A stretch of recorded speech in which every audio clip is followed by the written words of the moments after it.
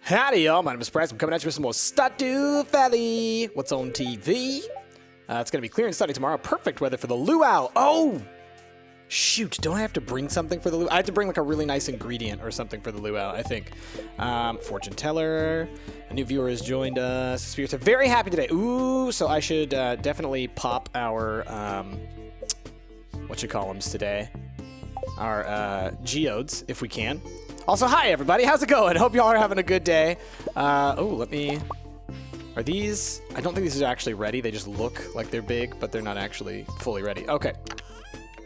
Let's pick up a couple things. So,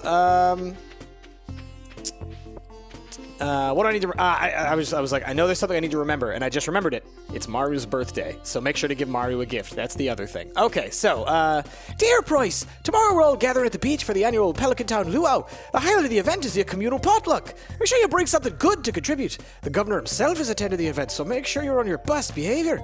Come to the beach sometime between 9 a.m. and 2 p.m. Mayor Lewis. All right, Mayor Lewis, we will certainly do that. And I think that, yeah, I need to bring a gold quality thing if I really want to be the best, which I may not have. Oh, butts. Butts. I probably have sold all of my gold quality stuff is the thing. And I wish I had planned ahead, is all I can say. We can bring this silver strawberry.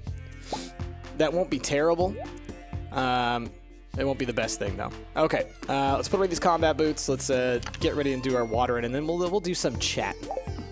Give me the watering can. Okay, so it's been a couple days since I played me some Stardew, and what's new in my world? Well, it's a new year. It's all of a sudden a new year, which is crazy. I think it might have been New Year's the day that my last episode went out, but it's actually New Year for me now.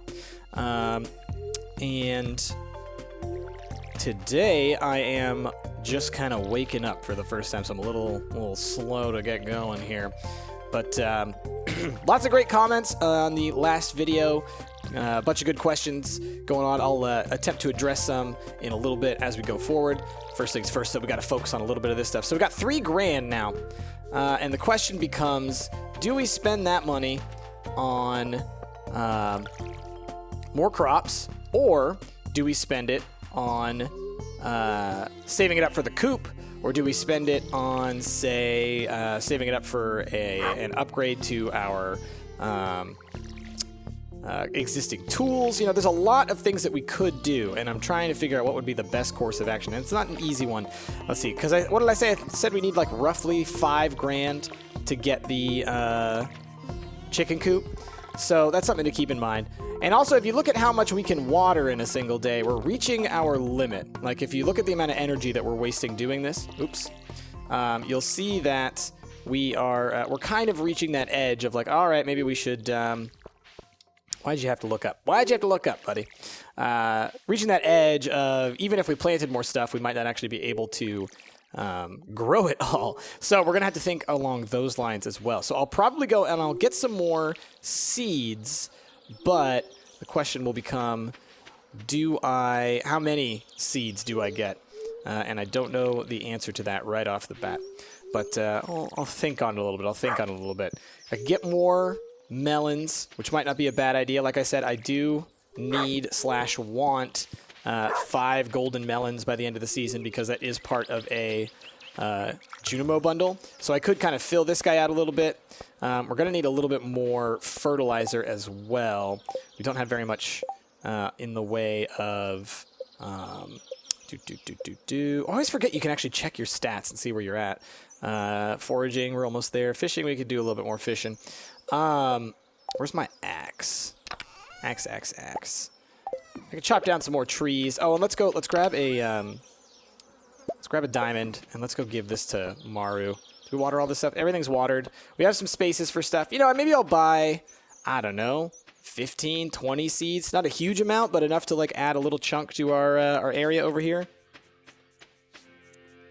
Maybe I'll grab some radishes or something that'll grow real quick. Give us some money back right away. Because we've already got a ton of other stuff planted anyways. Is Maru at work? No. Okay. So here's what I'm going to do. I'm going to buy... Oh, crap. I didn't bring anything for Abigail. Darn it. She might like a gold ore, but I don't. Oh, it's Wednesday. That's right. Wednesday. So that determines our seed purchasing for today. Ain't happening. Okay. Well, let's go find Maru if we can, and then we will move on to chopping down some trees and hopefully getting a little bit more sap built up. I think that'll still be a good idea. Or we could fish. I could fish if we wanted to. Something to build us forward. Oh, there she is. Come on, dude. Demetrius, don't be rude. Hello, happy birthday. Let's see. If you want my half-brother to dislike you, give him stone. He hates it with a passion. The thought of it can make him depressed. Oh, geez. Guess what, Maru? Happy flippin' birthday. A birthday gift? That's very kind of you. I love it. New achievement, a new friend. We're at friend level now. Friend status. Let's see. Whoa! That was a huge boost. Probably because I gave her like one of her favorite things on her actual birthday. Yeah, we don't have a ton of energy, so I'm not going to go down to the mines. Let's actually just go... I guess we'll just go back home. Now I think about it. Hi, Demetrius. You're probably growing a lot of interesting plants on your farm, huh? I was about to be like, ooh, I could give him like a gold ore because he's a scientist. He's probably interested in gold. But then I was like, wait, he's kind of like a biologist. Maru's more of the geologist. She's more into rocks and things. Hi, guys. I'd say hi, but I had my coffee in my hand. Let's see. Remember to cover your mouth when you sneeze. Will do, Harvey. Will do. Always do. Got to do that like where you dab, right? Where you sneeze into your elbow. That's the way to do it. Most hygienic. Okay, so let's talk a little bit about some psychology-related stuff. One question, and this is one that it's a small question someone was asking about a personal thing. And so, like, personal, when it comes to personal stuff, it's like I can't really answer this, like, what your situation was, right? I haven't actually met you. I don't know much about you. So I can't really be making those kinds of claims. And also, you know, like I've said in the past, I am not a clinical psychologist or psychiatrist, and therefore, you know, I don't have the kind of background to make those kinds of claims about an individual. All right, so all that said, the question had to do with a fan's preference when they were younger for nonverbal communication over verbal communication, and if this was somehow abnormal and what that meant. And I would say, like, the long story short is that nope, not abnormal. Different people have different ways that they communicate, different variables and variations to it, and there's nothing bizarre about being more nonverbal than verbal, especially when you're young. Young kids often, as they're learning language and as they're starting to master it, and even after they've learned it, they may still hang on to the ways that they feel comfortable in communicating, the ways that they're used to. So man, we used a lot of energy really fast on this day. It's one of those things where, you know, you can't really say, oh, this is why this happened, or this is why this happened, or, you know, this makes you abnormal or whatnot. It's not. It's a pretty normal thing to have a pretty wide variation in those kinds of traits. Wow, I mean, we really killed our energy super fast today. Holy butts. That's amazing to me, actually. Because, I mean, now it's basically like, well, I could eat some stuff to try and gain some more energy, or I could just move on to the next day. And honestly, I think I should probably just move on to the next day. Let's get this stuff smelting up at least. Are there any things I could build that we want to build? So yeah, just long story short for that question, or I guess short story short, because it was really pretty a quick response, is nothing weird about it. Totally normal. Don't feel like that's somehow bizarre or abnormal. It's just different kids have different things that they prefer, and there's nothing deficient or wrong about that. Gold bar. Do we have any more gold bars? No, we're saving up for some gold. I would really like to get the transmute iron thing. And then the furnace costs 20 copper. Oh, I can make another furnace. I was like, didn't think I had enough. And stone. Craft, furnace. Thank you. And let us pop that guy down here. And let's smelt up another set. Okay. Let's quickly look through what else we got. Just, again, like I said, just to to see. Sprinkler, that's going to require some of that. Yeah, I think it'll probably be a real quick day for us. My goodness, this is going to be a quick episode, I think. We'll find out as we go a little bit further forward. Let us go ahead and put away our... Well, no, we're going to need to keep that out. And then for the luau, what are we going to be taking? We're going to be taking the strawberry. Okay. I'm just going to go ahead and end the day real fast. And we'll see how quickly tomorrow goes because it's the luau. This may be a 3-day episode. Hey, level 5, foraging. All right, I made the mistake last time with Forester, wood worth 50% more. I thought this meant you got more wood every time you chopped. It means it's worth 50% more if you sell it, but I never sell wood. Gather a chance for a double harvest from foraged items. Abso-fruitly. That's what we want. All right, not a bad little chunk of change right there. We're going to water all of our plants, and then as soon as we finish watering our plants, as we leave, we're going to end up going to the luau, and then the day's going to be pretty much over. So we need to make sure to use up all of our energy as much as we want before we head to the beach for that thing. Okay, looks like nothing grew overnight. Nope, so let us just get to watering. Do-do-do-do-do-do-do-do-do. Actually, let's do this first. Do-do-do-do-do-do-do-do. Ah, boy. This game. I love this game so much. It's just so relaxing. I think I say that every episode we play this. The music turns on and everything. I'm just like, yep, this is the best. Okay. I should start upgrading my tools. Well, no. That's right. Coop first. Really should start figuring out where I want to put the coop. Maybe I'll spend some time today trying to clear out some space for it. Down over here somewhere. So, topics that people brought up. One that I think is a really cool and interesting topic to discuss. This has been brought up a couple of different ways across the last couple of episodes, I think by the same person. But the question had to do with kind of the what we call split brain phenomenon. But essentially it is that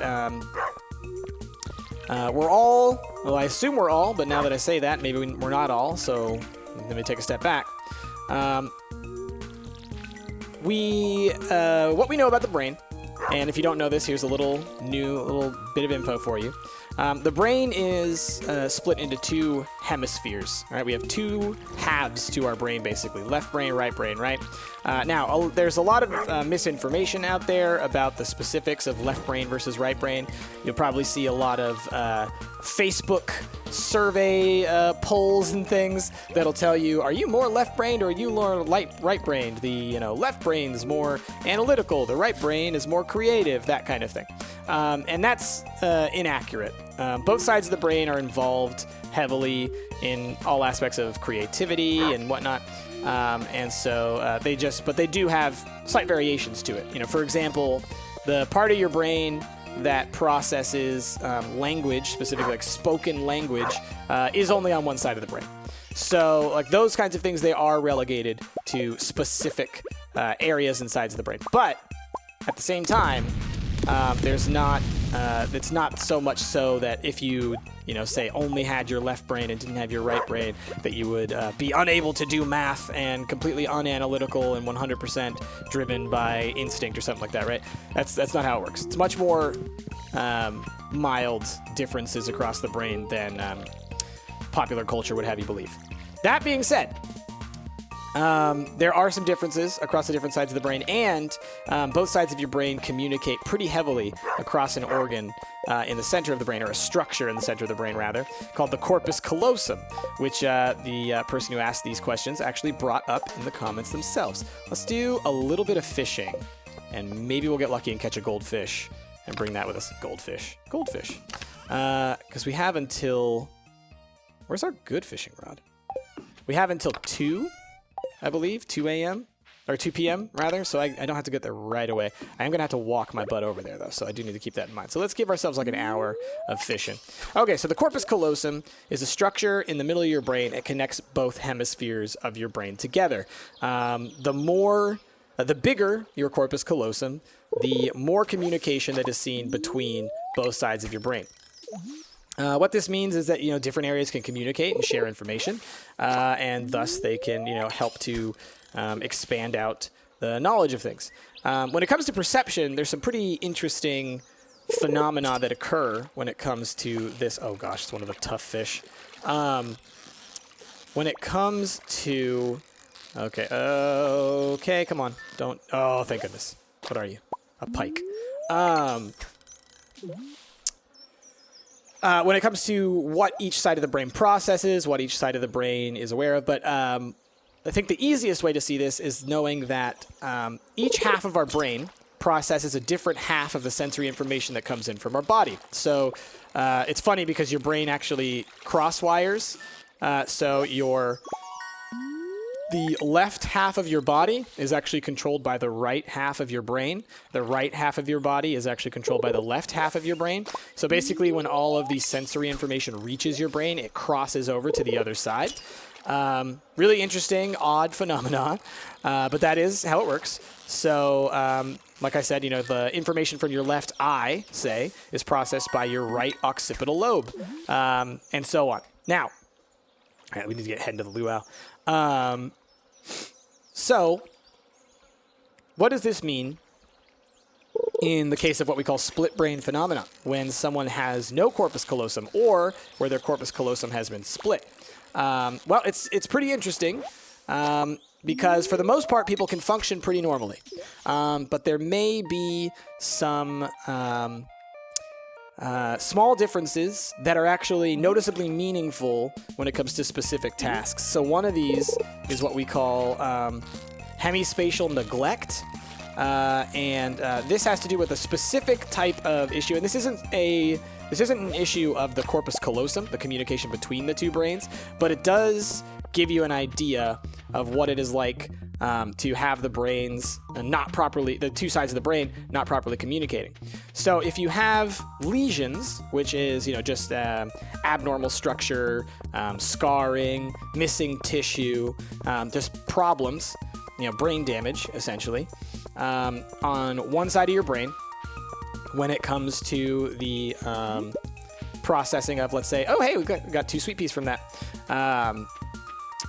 When it comes to interpreting information from the environment, give me a second here. I'm gonna let me just finish this thought. Hemispatial neglect. So you got your brain, it's split in two, and your left eye, my left eye, actually, I guess this is my left eye, processed by my right side of the brain. Let's say I have some damage in the right side of my brain, and thus I actually don't have the area necessary to process the lines or the shapes associated with the stuff coming from my eye. I'm not blind.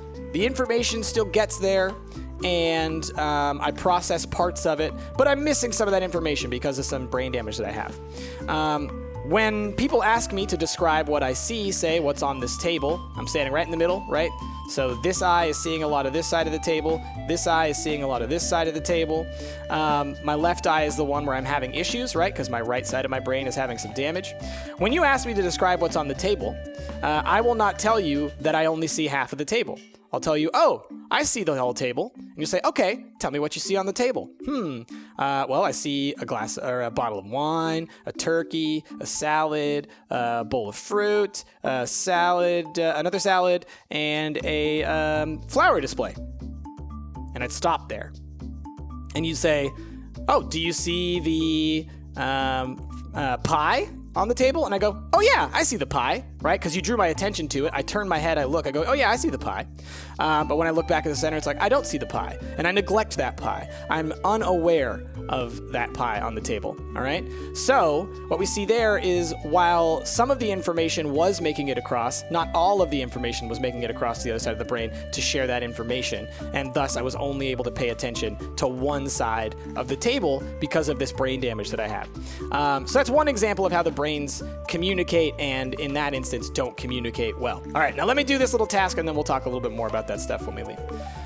Look sharp! The governor's here for his annual visit. If you brought something for the potluck, make sure and add it to the soup cauldron. All right, let's add something to the soup cauldron. So here's the question. Strawberry or pike? I think the strawberry is probably more valuable, huh? Let's do the strawberry. Add a strawberry to the soup. Okay, let's go talk to some people. I put fresh vegetables from my garden into the communal soup. Maybe if I get on the governor's good side, he'll give my business a tax break. I wonder if he likes aged whiskey. I hope the soup is good this year. I'm full, but what else is there to do besides eat? Good thing I came with sunscreen. Whatever Linus is roasting smells awfully good. Slow continuous rotation is key to achieving the perfect roast. Ah, cool. He's right, though. We do this festival every year to give the governor a taste of everything the valley has to offer. Governor? Who cares? How's the farming coming along? It must be a busy season for you. I woke up late, stepped out of the door, and found myself in the middle of all this hubbub. Sorry, bro. That's what happens when you live on the beach. I'll be back here by the trees. The air's a lot cooler. Super cool. Did already talk to Jody? Jody doesn't even want to talk. Wow. Cold shoulder. Rude. What's up, Sebastian? One year, Sam put a pound of anchovies in the potluck soup. Gross. Not really an anchovy guy. Oh, looks like it wouldn't let me go down there. It's tiring to socialize with everyone. I'd rather watch the sea. Okay. Have fun. I'm not gonna press you into talking. All right, let's go say hi to Evelyn and I always forget this guy's name. It's not Gus. Gus is the guy who owns the bar. Ah, the smell of the ocean takes me back many years, long before you were born. George. That music, it's too loud. Can I have a little peace and quiet to enjoy the ocean? Do dancing people. She's unresponsive. Had a feeling. I'm bored. Vincent isn't a good dancer. Ow, you stepped on my foot, dear. This is tiring, honey. Are you ready to visit the buffet soon? Wow, you don't get hot pepper chutney like this in the big city. Oh, Shane. These blasted sandflies keep landing on the food. No fun. All right, we put our thing in there. Let's talk to the mayor. What's up, mayor? What a lovely occasion. It's always a joy to visit Stardew Valley. Should we move forward with the luau? The governor seems a little hungry. Yep, let's do it. Let's do the luau.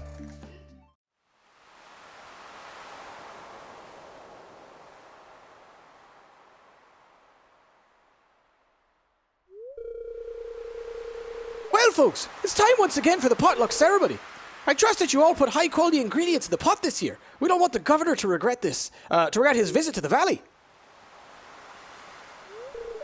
Well, Governor, what would you do us the honor of tasting the soup? Of course! I've been looking forward to this all year. It's going to be good, but not great, I'm assuming. Oh! Ah, that's a very pleasant soup. The produce from this valley never disappoints. Awesome!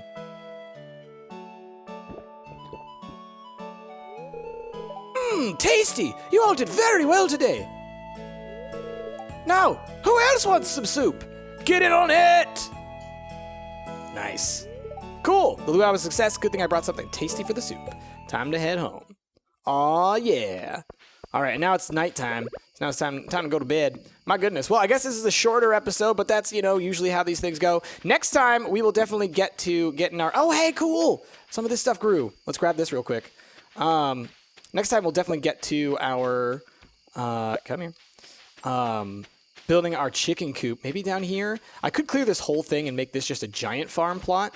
I could put the chicken coop here, honestly, like on one of these spots. Let this fill up with grass and just have this be like Chicken Coop Island. Like if I just put it like right here, there'd be plenty of space for the chickens, and maybe have like a small little path that goes here and then just like the rest is all wild grass. Maybe we'll do something like that because it is a small one. Oh man, those owls always creep me out. All right, let's go to bed. We'll end the day here. Let's get rid of some fishies. Sell the sunfish. Sell these sunfish. Sell that pike. We keep the pine tar and the resin because we can actually use those for Junimo stuff, I believe. And that'll be that. All right, Herbert, say goodnight to you. Yeah, like I said, a little bit shorter episode than last time. I guess the last thing I want to say about the split brain thing, this will just be, maybe we'll call this, you can do some individual study if you're more interested in this topic. But there are records of people who have literally had to have an entire half of their brain removed, or who don't have a half of their brain. They're born without them, and they function just fine. So you don't even need all of your brain, like we've said before. We got fishing references. Oh, cool! We can get the recycling machine now. Cool. So like we've said before, you can, your brain will adapt to what it's got, right? It will attempt to make up for the missing neurological material. Now, that being said, missing half of your brain, that's a lot of missing neurons. It's going to impair you in some ways, but your body will make up for it in some way in order to be sure that you can actually control the rest of your body, that you can actually have a lot of impact on your, or that the neurons will take over other areas. So while having the two sides of the brain is important and they interact in that way across the corpus callosum, there's also a lot to be said that apparently that's not necessarily the case. And we as animals, the corpus callosum is not a thing that's common in most animals. It's mostly only common in social animals and specifically in a very small subset of mammals. So most brains in the animal kingdom don't have corpus callosi. So that's something else to consider as well. So both hemispheres don't always talk, and yet they can function just fine. Really interesting stuff, in my opinion, and there's a whole lot more I could talk about, so I guess maybe I'll bring it up again in the future at some point. But let's go ahead and let's hit OK, and I think that's going to be where we end today's episode of Stardew Valley. With all that, thank you all for watching. If you like your style, please be sure to give this video a like, a favorite, and subscribe to the channel. We've got $4,000, which means next time we're going to try and buy ourselves a chicken coop. All right, y'all. See y'all then. Bye!